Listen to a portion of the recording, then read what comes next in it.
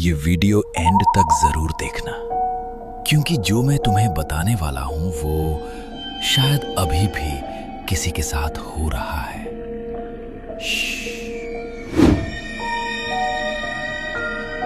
Location Indore, Madhya Pradesh, year 2021।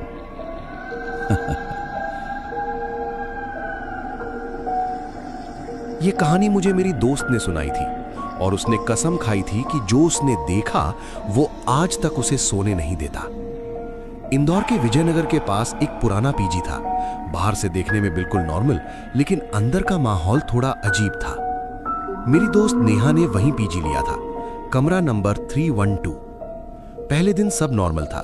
Room साफ था, balcony थी और नीचे रोड की हल्की आवाज आती रहती थी। लेकिन एक चीज अजीब थी। कमरे के अंदर एक पुराना शीशा था, मिरर, जो दीवार पर टंगा था, और पीजी वाले ने कहा था कि इसे मत हटाना, पुराना है, बस रहने दो। नेहा ने ज्यादा ध्यान नहीं दिया। पहली रात के करीब 2 बजे नेहा की अचानक आंख खुली।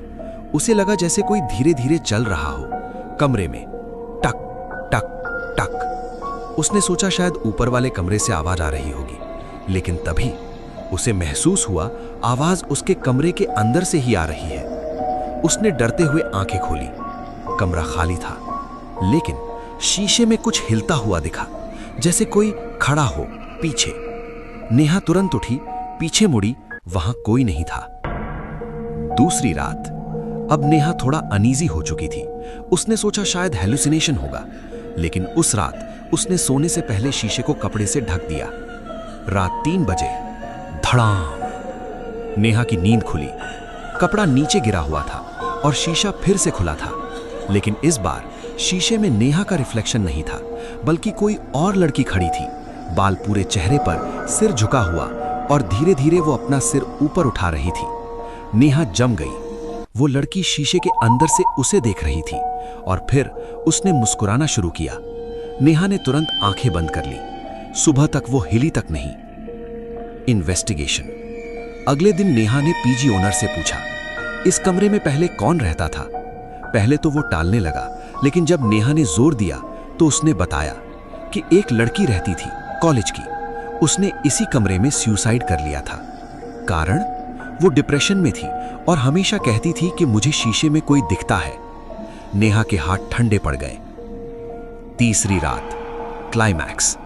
अब नेहा डर चुकी थी, लेकिन उसने डिसाइड किया आज वो सब रिकॉर्ड करेगी।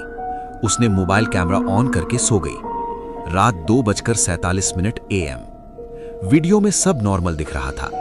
फिर धीरे धीरे कैमरा शेक होने लगा। कमरे का दरवाजा अपने आप खुल गया और फिर शीशे के सामने एक शैडो खड़ी हो गई, और फिर वो शैडो धीरे धीरे नेहा के पास आने लगी। अचानक नेहा उठ बैठी, लेकिन इस बार वो नेहा नहीं थी। उसकी आंखें पूरी काली थीं और वो सीधे कैमरे की तरफ देख रही थी, और उसने कहा, ये अब मेरा कमरा है। वीडियो वहीं बंद हो जाता है। आफ्टरमाथ। अगली सुबह पीजी वाले ने दरवाजा तोड़ा।